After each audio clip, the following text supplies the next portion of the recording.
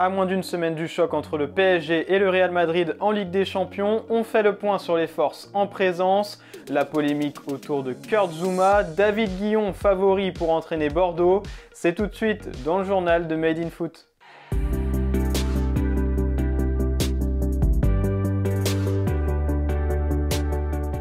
Le grand jour approche pour le PSG et le Real Madrid. Dans 5 jours, les deux clubs s'affronteront en 8e de finale aller de la Ligue des Champions. Un choc au sommet entre deux prétendants à la victoire finale, mais qui sera privé de quelques stars côté parisien. 3 joueurs sont actuellement blessés et très incertains. Sergio Ramos, qui risque de rater les retrouvailles avec son ancien club, Leandro Paredes et André Di Maria. Neymar poursuit lui son travail de reprise après sa blessure à la cheville, mais n'a toujours pas réalisé une séance d'entraînement complète. La raison voudrait de le ménager en vue du match retour le 9 mars, mais depuis sa blessure fin novembre, Neymar a toujours fixé ce match contre le Real Madrid comme une priorité. Mauricio Pochettino pourrait donc être tenté de le faire jouer quelques minutes, mais c'est plutôt le duo Kylian Mbappé-Lionel Messi qui est attendu dans le 11 de départ. Si Paris compte plusieurs incertitudes de taille avant ce match, le Real Madrid n'est pas mieux loti, loin de là même, puisque la star de l'équipe madrilène, Karim Benzema, est très incertain pour ce match. Touché aux ischio-jambiers il y a 15 jours, l'attaquant français n'a toujours pas repris l'entraînement. 3 joueurs postulent pour le remplacer à la pointe de l'attaque madrilène: Marco Asensio, Luka Jovic ou Isco. Malgré tout, la volonté de Carlo Ancelotti est de faire jouer Cabernet face au PSG, même s'il n'est pas à 100%. Le staff madrilène pousse également pour un retour de Ferland Mendy, touché récemment à l'adducteur et qui vient de revenir à l'entraînement. Alors Neymar ou Benzema, quelle absence serait la plus préjudiciable pour le PSG ou le Real Madrid ?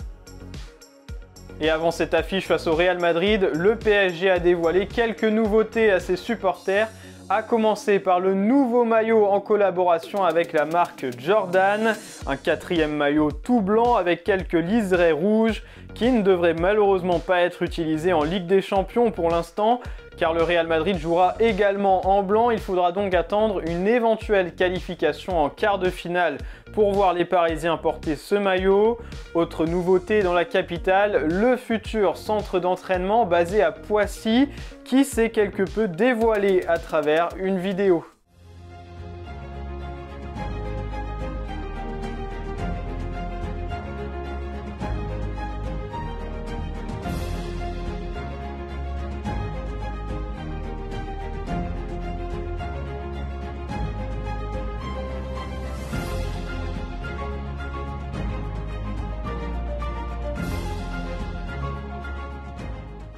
La livraison de ce futur centre d'entraînement ultra moderne est prévue pour 2023 et devrait coûter 300 millions d'euros au club de la capitale. L'affaire fait beaucoup de bruit en Angleterre et pourrait avoir des retombées en équipe de France. Mardi matin, dans une vidéo publiée par Le Sun, Kurt Zouma a été filmé en train de maltraiter violemment ses 2 chats, ce qui a déclenché une vive polémique outre-Manche, mais n'a pas empêché son entraîneur de le titulariser avec West Ham le soir même. Malgré tout, il a écopé d'une lourde amende d'environ 300 000 € et l'équipementier Adidas a cessé son partenariat avec lui. La garde de ses 2 chats lui a également été retirée, mais les ennuis ne sont certainement pas finis pour lui. Une sanction sportive pourrait également tomber en équipe de France. Didier Deschamps a en tout cas condamné fermement son acte sur l'antenne de France 3. Écoutez, oui, j'étais très surpris de la part de Kurt. Après, qu'est-ce que vous voulez que je vous dise ? C'est quelque chose qui est inadmissible, intolérable et d'une cruauté sans nom. Moi, je ne suis pas procureur. Je suis là pour faire des sélections et sélectionner sur différents critères. Ça a pu m'arriver, bien évidemment, lorsque des joueurs avaient pu commettre des erreurs, de ne pas les sélectionner pendant un certain temps. Donc, je ne changerai pas ma façon de procéder pour la prochaine liste. Appelé chez les Bleus lors du dernier rassemblement, Kurt Zouma doit-il être banni définitivement de l'équipe de France par Didier Deschamps? Amine Gouiri a lui en revanche de plus en plus de chances d'être appelé en équipe de France. L'attaquant de l'OGC Nice a été l'auteur d'une grande prestation lors de la qualification de son équipe face à Marseille en Coupe de France hier soir. Interrogé après le match, Didier Deschamps a confirmé qu'il regardait de très près ses performances ainsi que celles de son coéquipier Khéphren Thuram, fils de Lilian et petit frère de Marcus que le sélectionneur des Bleus a déjà appelé. Alors la très belle saison des Aiglons de Christophe Galtier va-t-elle être récompensée avec une convocation chez les Bleus d'un de ses joueurs? Bordeaux a peut-être trouvé son futur entraîneur à la place de Vladimir Petkovic. On vous en parlait en début de semaine, plusieurs noms ont été évoqués comme Rudy Garcia, Lucien Favre ou encore Laurent Batles. Mais celui qui tient la corde actuellement, c'est David Guillon, l'ancien coach du Stade de Reims. Plusieurs sources l'affirment, il sera le futur entraîneur chargé de maintenir le club en Ligue 1.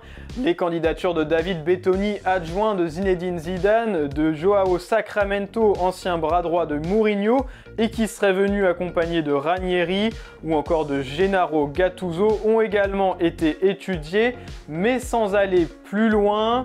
En attendant l'arrivée de David Guillon la semaine prochaine, c'est Jaroslav Plazil qui sera sur le banc dimanche face au RC Lens.